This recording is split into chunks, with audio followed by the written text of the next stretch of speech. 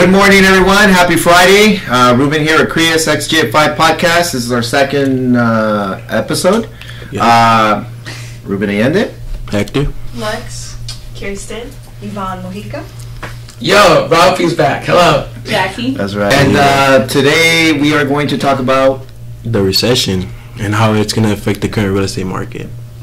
Yeah, that's actually crazy because I think it was yesterday or the day before yesterday, GDP. Yeah. Came in at 0.9, and people are saying we're not in a recession, but I'll tell you what, based on the market that I was in 2006, 7, 8 crash, I see exactly the pattern with lenders closing, people moving from LA County to Riverside, San Bernardino County, rates going up. I mean, it's just indications of foreclosures. I just see so many. It's such a big indication that we're going to hit a mini bubble. I don't know if it's going to be as bad as it was the last time, but I do see a lot of foreclosure filings. Mm-hmm. There's a lot of people in default, and I don't know, man. I just from my experience, we're headed in a recession, or we are already in a recession. So, your thoughts, Yvonne?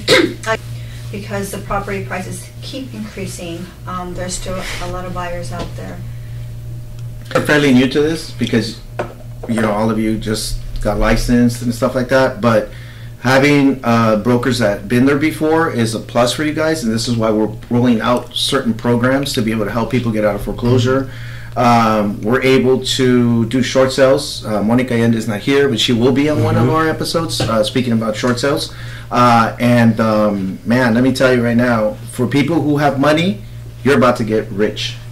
And for those who don't, you're about to go into some sort of bankruptcy, some sort of setback, financial setback. I mean, whatever the case be, we're trying to prevent that. We're trying to help. We're trying to make this, like, at least with our office and the people we come across that are in foreclosure, to make it recession proof, at least try, right? But I don't know. So from here, Yvonne, I think you've experienced people in with hardships, financial hardships right now, or? Yes, gas prices are going up. Also, the cost of living is going up. So that's going to kind of set back to a recession. And then, Ralphie, you are finding out the hard way with your client, right? Mm-hmm. The Compton property. What's going on with that? With that, it's we're making it a short sale now. A short sale because there's no equity. I mean, there's no equity and there's not enough money to actually for all of closing costs. Yeah. So he can't afford that. He's not netting anything. Well, but I you feel guys, like what's going to happen is eventually the prices of the homes are going to go down, which makes the equity. well, you guys are calling on on the defaults. You guys can tell me what you see the difference between when we started to now. The notice of defaults has come There's out. So Every day we have like a list of like 78. The other day we have we had a list of 103, 104, 114. Every day is at least over 100. A daily. In a week, we're talking about like, if you add everything up with all the counties, probably more than 1,000. Yeah. Mm-hmm. And when you're talking to these people, what are they telling you? Some of them are unaware that they're even in their situation, so it comes off as like a shock. They hope that they can modify. Yeah. Oh God! But it's not really getting approved. And the fact that you're bringing up modification, I know agents back then would say modify, fall behind so you can get approved, do this, do that, and the truth is no, you don't have to fall behind to show that someone's having a financial hardship. Right. But doing that, and then let's say you make the client fall behind, and then all of a sudden, now they're 4 months in, 5 months in. If they couldn't pay $2,500, they're having a hard time paying $2,500. Now you have to come up with $12,500. How? Like, why would you do that? So you don't need to fall behind to be able to modify. But I mean, based on your call and your call and your call and your call, everybody else is they're either having some sort of financial hardship because of COVID. Yeah. Because of what else? What did you Lots of say? family COVID. members. They got laid off. Yeah, they got laid off. A lot of jobs are closing right now too. A lot of businesses are closing. Yeah. And then with a couple people you called, they were telling Well, you. they told them to stop paying their payments to modify, and now they're going to lose their property. That's what I'm talking about. You see, and so combination of agents, the market, the economy, the rates, everything is setting us up for another mini bubble, mini recession. Yep. I don't know if to call it a big recession, but for sure we're in one. I agree. Many people are just misinformed. Yeah. They're just not aware of like their options, or other people misinform them, and then from there they just kind of like get led on different approaches what they can do when they realize that they can do something better. Yeah, with FSBOs, I've been noticing like that they don't realize what's happening in the market. Yeah, they So they usually want- price super high, huh? Yeah, Yeah. they're overpriced. Yeah. I know the reverse mortgage that you have, or a couple of the ones you've had, they've been behind, right?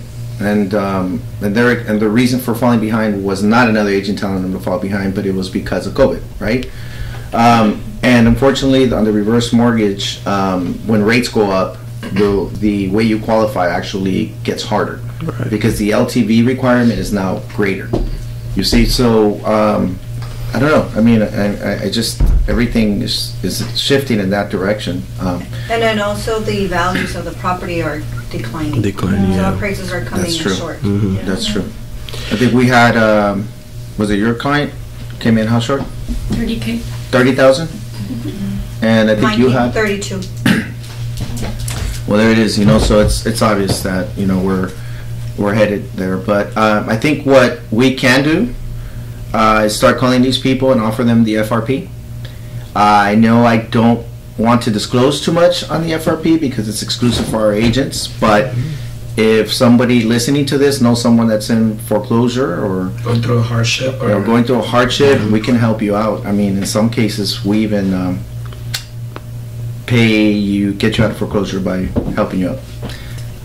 Your experience right now with when you first started to now, as far as clients and what you think they're more in need of. Right now it's well, I've seen the change from an interest rate from a 2 point. It was like a 2.4 before, and a lot of people there was people still complaining about a 2.5, Imagine 2.7, and now we're like in the 5, 6. And if you have a horrible FICO score, we're talking about like 6, 7 Higher. already. Yeah. And I've been seeing a lot of like right now rent has been going up because I've been getting phone calls of like people to pre-qualify them, and they're just done. They're done with like paying rent. And It's they're too high. increasing- they're We were increasing talking about like commodities 10%. I tried pre-qualifying like a person, and she was paying I think $5,000 for a house in Norwalk. What? Dang. That's what I thought. It was like a 3-bedroom, 2-bath. Maybe the lot was big, or I don't know. I asked her like 3 times. I was like, "What's the reason?" It was 5,000. Yeah. Because 5,000 is a lot. Yeah, it is. That's a mortgage payment. I'm like, that's Yvonne's dream house. Damn, 5,000. Huh? Yeah, that's a lot. That's a lot. It's because when you rent, I've noticed that the rent is really high. Oh, Rent yeah. is high. It'll be without a pool, Right now, it's something supposed to in a escalate a little bit more too. Yeah. Yeah. Well, yeah, I think it's 10%, and then Mhm. rent control, I think it's like 5%, but in Yeah. non-rent control areas, it's 10%. But yeah, you're right. I mean, yeah, the rents are going up. Everything's going up. Yeah, that's why Damn. people are constantly I mean, just moving to out of get these. California. Mhm. Yeah. They Which keep is worth moving. it. I Super think the Bowl, only rent 50 that's great. low is people Shout out that own the Celsius. property for a while, and so And they just their- want their monthly Yeah. their income mortgage just to be payment is very paid. They're low, so comfortable they're with still it. Yeah, making a profit. I agree with that. Yeah. So I think education, we have to educate our clients. Definitely. Because everyone got so caught up on the low rates, but actually it's the normal rate right now. Yeah. It used to be in the high 7% when I first started. So since it dropped to 2%, everyone has that misconception the rates are going to go back down to 2%, and they're not. So we need to educate our clients so they can understand, and just find a program that would work for them. And right now, a lot of sellers are giving closing cost. Don't be afraid to Yeah. ask for it, because a lot of them are selling because they're afraid of the market, so they're selling. So just ask, doesn't hurt. Do you Have think a we're few shifting agents. into a Oh, buyer's and market? there's We are. grants. Yeah. Even I'm offering. The days on the I'm market. offering money. Days on the market are Not increasing. money, but like a closing cost. Yeah. Yeah, I know. I mean, that's what's going on right now. Days on the market are increasing, Mhm. and some people are panic selling, and the buyers are like, "Well, if you were complaining about a 2.5, which is true, because some people 2.75, why can't I get a 2.5?" And it's like, oh my God, really? When they were I mean, refinancing. the market changes Exactly. daily. I can't control the outcome. I mean, type of property, if you're cashing out or you're not cashing out, your FICO score, all these key components to determine your final rate. And you're going to tell me, I want to give you a 2.75. How about we give you now a 5.75? No, I don't even think we can do 5.75. Well, FHA. Yeah. FHA. But, yeah, I mean, it's just It's scary now, but I know, and she knows how to navigate, which will help you guys navigate this little rough season. That's what I'll call it. You know what I mean? But we'll be fine. We'll be fine. Yeah. But we also want to help our fellow agents and anybody out there. You know, I mean, what I can say is focus on the foreclosures, get some of these people, help some of these people out. If you don't have someone that can, a lender or a private money lender that can help you out, we're willing to help out, right? Yeah. That's what I was gonna say. I feel like the subject's switching from real estate to hard money. You know what? The subject is switching from more of real estate to loans and more specifically hard money. On the market? Yeah, definitely. Well, we're able to do everything, Yeah. including fixed credit. So, I mean, I can tell you this much. Bankruptcy filings are going to be out. They're going to be just insane. Credits, wow. I'm going to say maybe 2 million, 3 million Californians will have a credit dinged one way or another. And what happens when properties start dropping, if you have a home equity line of credit, the bank will actually shut down that line of credit. They'll just freeze it, and pretty much whatever you owe, you got to pay it, but you can't charge more.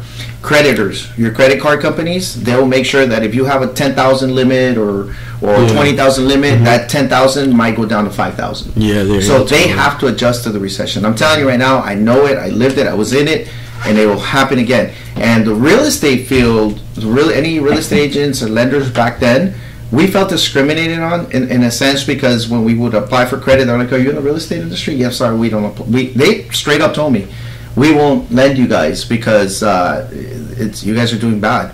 People who left fast food places, who left other jobs to become real estate agents were doing pretty good, or at least fairly. 2001, 2, 3, 4.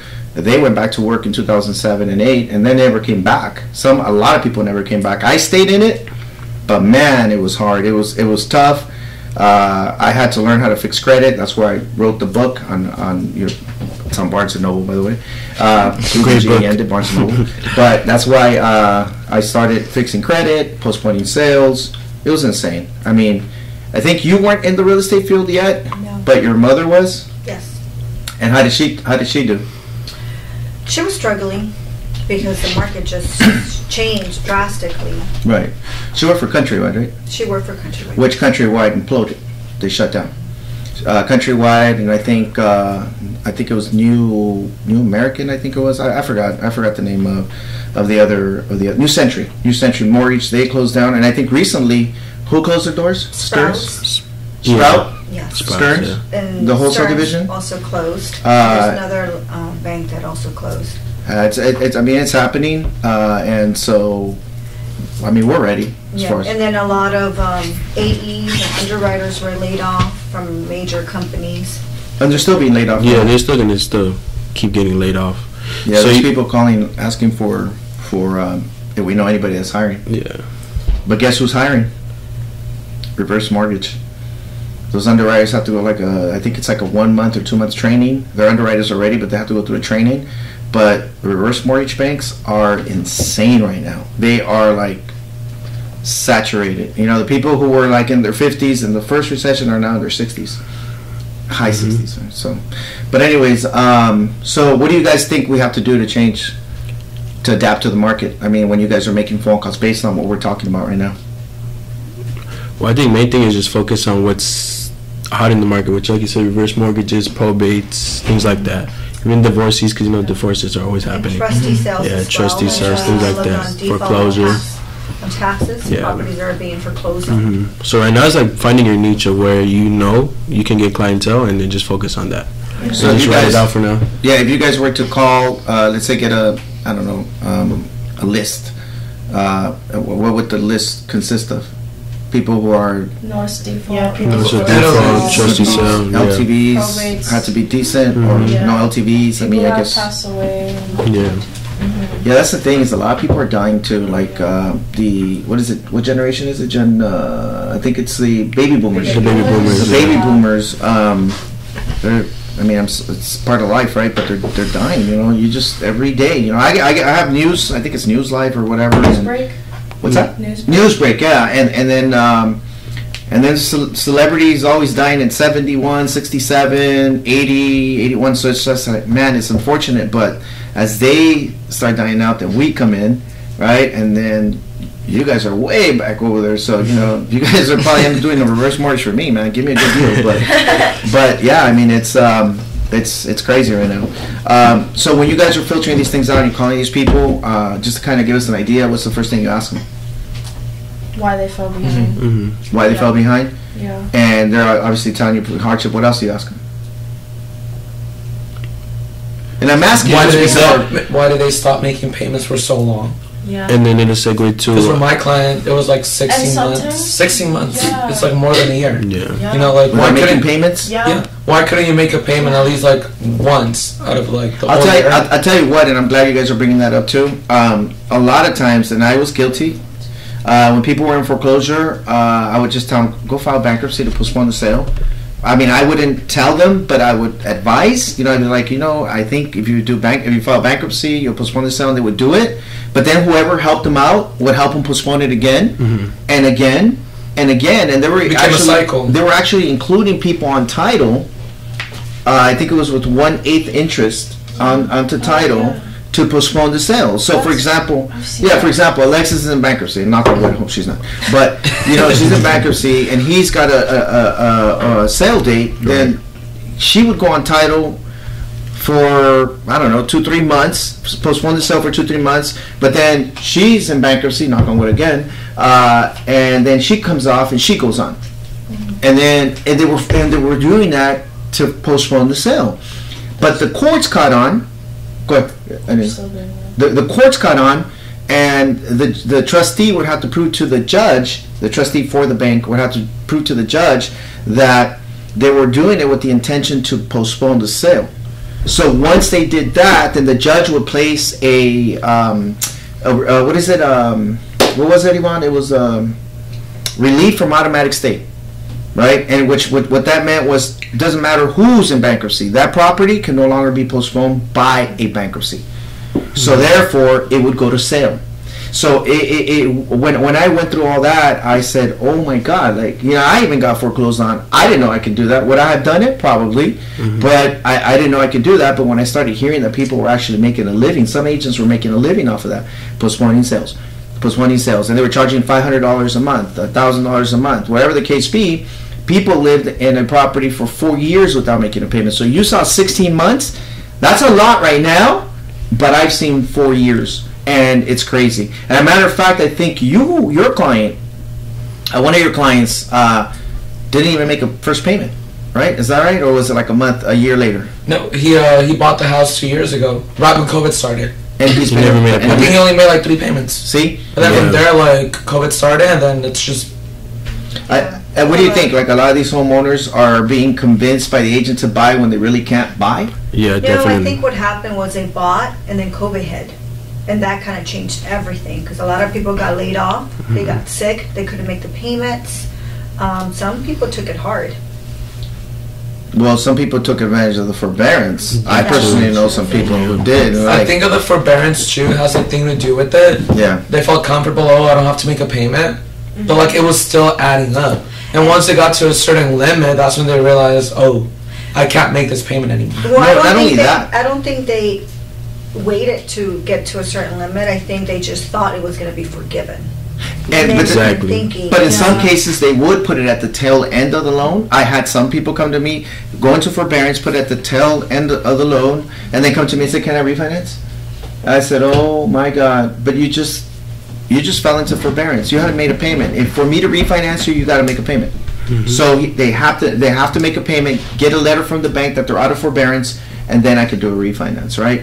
But some people took advantage of the forbearance. They're like, oh shoot, I don't get to make payments for how many? 3 months? And the letters, believe it or not, I heard Wells Fargo was reaching out to people, telling them to go in forbearance. I don't know how true that is, but if you call someone who says, why not? And thinking that, and they tell you your credit's not going to get messed up or anything like that. Let me tell you, your FICO might not be affected, but you will see on your report forbearance. And then that becomes an issue. As a person, if I was in forbearance and I come to you, Rafael, Jackie, Yvonne, Kirsten, Lex, and Hex, would you lend me money if I'm showing there's a clear indication that I can't make payments, No. would you lend me money? No. No, right? But some of these Unless you people, have a good explanation. 'Cause right? Well, I mean, my explanation is going to say, well, you know, I had COVID. You would think twice before doing it, right? Exactly. But some people said, you know what, I'm not going to make payments. I'm good. And I know some people had 100,000 in the bank and said, I'm not going to make any payments. But guess what? They thought, okay, I'll take advantage of it. But some of these people that took advantage of it, not having that money, later got COVID. Mm-hmm. Then they really needed the forbearance, and the bank says we don't do two, we only do one. And that's why we have to step in and educate our clients. Yeah. Give the pros and the cons of whether to do a forbearance or not. A lot of people already did it, but education is the key factor to educate our clients and the public. Also, Yeah. just yesterday I saw someone had a loan amount of like 24,000. They're delinquent like 200 and something thousand. I see a lot of that too, and I'm just like, how I've does that seen people that happen? missed Yeah. payments since 2018, 2019. I'm like, so. I'm like, how does that happen? Yeah, you guys Our are loans, I remember Lexi mentioned like certain loans getting investigated, like a second. Oh yeah, like because when, there's when they don't even make their first payment, don't they usually investigate? Oh yeah, if there's Yeah. a oh, default, also there's like loan amounts that are like 5,860, and then Yeah, it's like super then they're low. delinquent I saw 5,660. Yeah. $130 and they're delinquent the full loan amount. Yeah. okay, so anytime I know that some lenders, depending on the lender, they stipulate on the deed of trust that if you don't make a payment, they automatically call the note due. I know that happens with reverse mortgages. Like if you don't live in the property, they call it due. Right. Or some loans, if you're not on the actual loan, let's say you're the only one on the loan and you're entitled, but you come off and you put somebody else on there. There is a stipulation on there that says that you have to own the property. If they find out in cases that you're not on title anymore, they can call the note too. In this case, I think there may have been a first payment default. Something must have happened. Associations can foreclose on you. Right. The county can foreclose on you if you haven't paid your taxes in 5 years. Other seconds can foreclose on you. There's so many ways to get foreclosed on, you know what I mean? So many ways to get foreclosed on, but I mean, you guys are on the front line, and I want to get you guys more involved in this conversation. When you guys are talking to these clients, and you're talking to them, and let's just say they're telling you their story, what I'm asking is, do you see more of a chance of them selling their property, or wanting to sell, or wanting to retain the property? They want They want to retain for sure. Yeah, they don't want to get rid of it because whether it's been in the family for however so many years or if it's their first home that they bought, Yeah. Right. they have this connection to it. So like they would rather save it than sell it. Okay, but then we also have to make sure that they're able to afford it. Well, right. Right. Because Right. some people are so stubborn that they want to stay on the property where they can't make the payments. So we need to really kind of put a reality check Yeah. to make Or sure. put them in a reverse? Yeah. Or Yeah. yes. So that's Yeah, only those the are whole- their options. So when you ask them questions, they really tell you their situation, and then that's where you, in your head, this is how I can help them. Then you Yeah. give them their options, you know? Yeah, that's what I had yesterday. I called an older lady and they were foreclosing on her, and she's on a reverse, but she's delinquent far too over her. So she's probably getting foreclosed on because she didn't pay her property Taxes. taxes. Taxes. Yeah, Or her and insurance. there's just no way you could save the property, and she lives alone, so she's gonna have to. Well, on a sell reverse mortgage, you can do a short sale. reverse. You can do a short sale on a reverse mortgage. You just have to, negotiate with the Well, I mean, lender. her date's far out, so there's. I don't know. I know that Jackie, for example, you've been talking to a couple of reverse mortgage clients, right? What's the number one reason for getting into the reverse? To not make any more payments. Not just to stop with the payments already Because and cash out. Yeah, well, most of them are retired, so they just don't want to waste their money on a mortgage payment and use it for things that they need, Yeah. like groceries and And stuff. some people are trying to cash out to build an ADU to help themselves with the rents, right? And I think that if we start focusing on helping them, I want to help as many people as I A can, lot obviously. of But unfortunately, you're going to have some agents go to some of these people and say, just sell. Just sell your home. Sell your home because you should sell your home. Save your equity, sell your home. Yeah. for that Why? one Cash out. for the one listing I had in Bradfield, the client told me that there was like at least like 10 people daily, like going and being like, I'll offer you this amount. Cash for keys. Mhm. Wow. and that's what I And don't it got want to to a do. point where like she wasn't even like opening up the door anymore. They Yeah. were just knocking, like telling her like, hey, like, give me your house. Like, this is the only option you have. Yeah. Well, you know, a couple of agents went. They reached out to a client I think a day or two too late.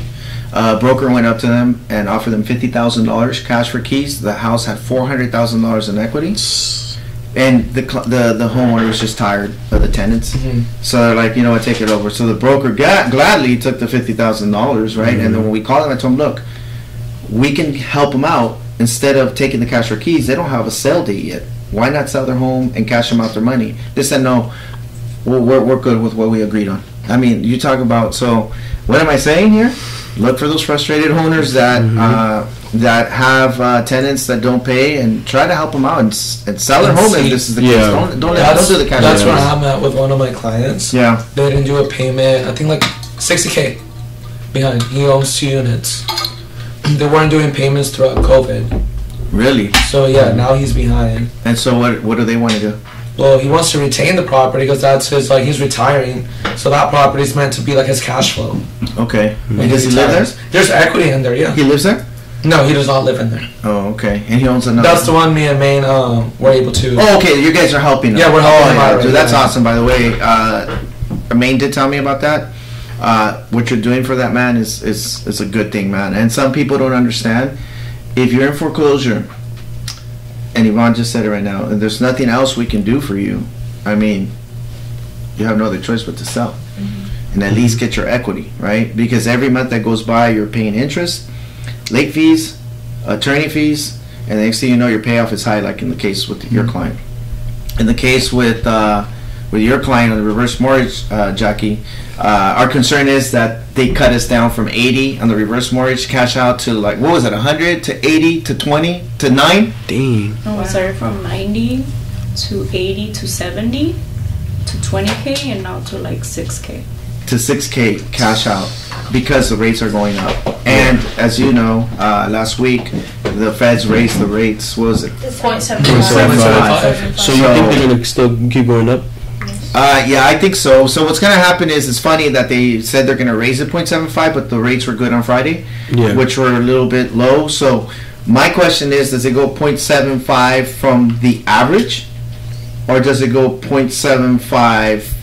I really don't understand that, but I know that they sell the Fed lend the funds or sell the funds, or however they do it, to the banks at a certain dollar amount, and then the banks add their fees to us, and then you have the overlays and other things that add on to give us the final rate.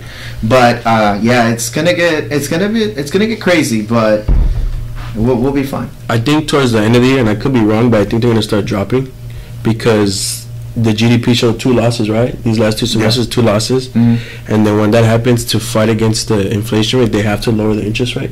Because inflation is so high right now, they had to bump it up. But I think towards the end of the year, it's going to start dropping. That's usually what happens. I think what's going to happen is, because when rates go up, prices go down, Right. and vice versa. Right. And you had both going like this, Yeah. right? And so one has to- they have to reset the economy. So what do I mean by reset?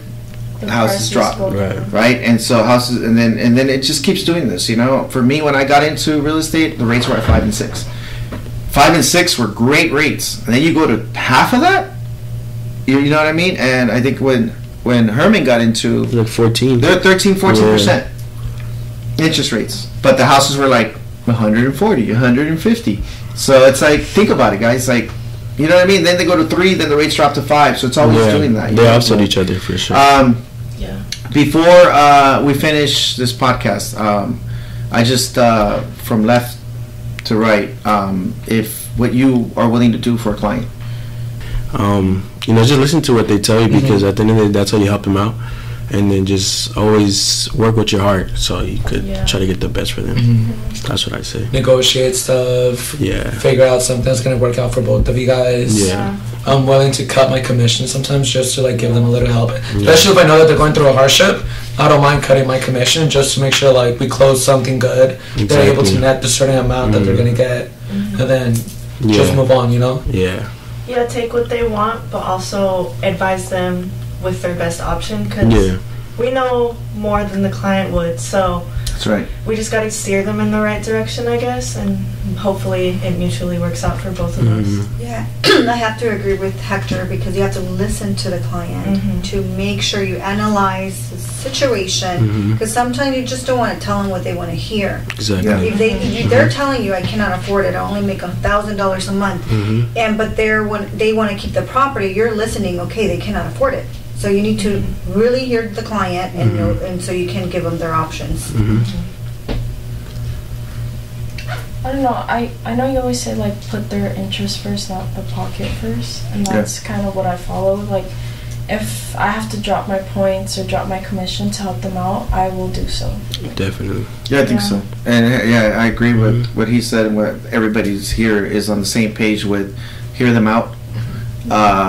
See what it is that you can do to help them out, right? And we sometimes can reduce our commission, or we'll do whatever we can to help them out because we're putting their interest first before ours. But I tell you what, and I've been doing this for a long time, we're not doing it to receive blessings, but there is a God and He does bless, and at the end of the day, I'm just grateful, that we have you guys and plus another 35 agents that have the ability to help out a lot of people. So with this being said, we're closing out the podcast. I'll let Jackie close us out. Thank you for stopping by and watching again.